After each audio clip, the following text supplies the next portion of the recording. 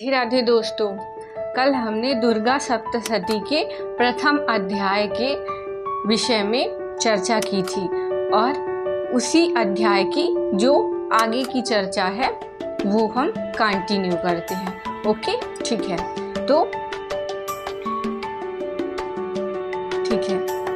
तो अब ऋषि क्या बता रहे हैं और उसका अर्थ क्या है, ये साथ साथ चलता है। पहले तो हमने यही देख लिया कि मार्कंडेय ऋषि और मेधा मुनि दोनों ही बात किन से कर रहे हैं, पशुओं से, जीवों से बात कर रहे हैं। तो माने यहाँ जो बात है उसका जीव से बड़ा संबंध है। कुछ ऐसा है जो शरीर से है, जिसका रिश्ता देह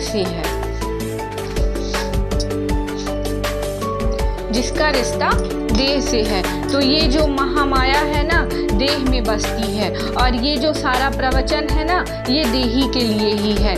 देह में ये महामाया कितनी गहराई से वास करती है, ये समझाने के लिए ऋषि कहते हैं, जानते हो एक बार भगवान विष्णु सो रहे थे तो उनकी देह से दो असुर पैदा हो गए। कह रहे हैं कान के मैल से पैदा हुए। देह में माया इस हद तक वास करती है कि भगवान की देह में भी माया बैठी हुई है। दो तरीके से अभी बताएंगे। एक तरीका तो ये है कि उनके कान के मैल से दो असुर पैदा हुए। अब किसी के कान के मैल से असुर पैदा नहीं हो जाते, तो भगवान कोई व्यक्ति नहीं है। भगवान यहाँ पर क्या है, एक संकेत है, एक प्रतीक है। कुछ समझाना चाह रहे हैं ऋषि।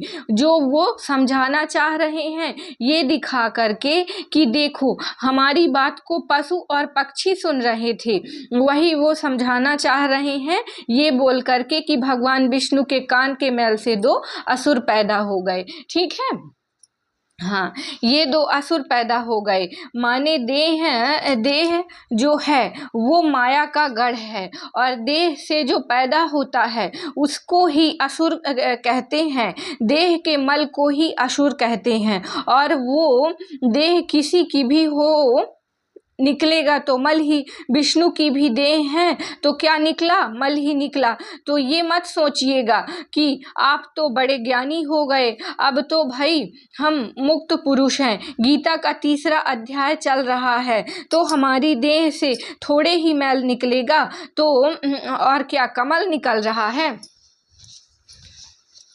देह तो देह है, देह से बचकर, और देह कितनी भी शुद्ध कर लो मल तो उससे निकलेगा ही निकलेगा। भगवान विष्णु की देह से भी मल ही निकल रहा है। तो जैसे कितनी भी सफाई कर लो कान में मैल रहता है, वैसे ही देही कितना भी ऊंचा हो जाए, देह की तो मलिन प्रकृति है, देह की जो मलिन प्रकृति है वो तो रहेगी ही रहेगी। इसलिए हम कहते हैं कि देही को तो सतत ध्यान ही अपनाना पड़ेगा। कोई बिंदु ऐसा नहीं आ सकता जब आप कह दो कि मैं मुक्त पुरुष हूँ, मुझे ध्यान की, सतर्कता की, अवधान की कोई ज़रूरत नहीं। जब भगवान विष्णु के कान के मैल से असुर पैदा हो सकते हैं तो हम और आप क्या चीज़ हैं। भगवान विष्णु के कान के मैल से भी असुर निकल पड़े तो हमारे कान के मैल से तो पता नहीं क्या क्या निकलेगा। समझ में आ रही है बात। शरीर के रज से ही जो पैदा हो उसको असुर बोलते हैं। शरीर के रज से सावधान।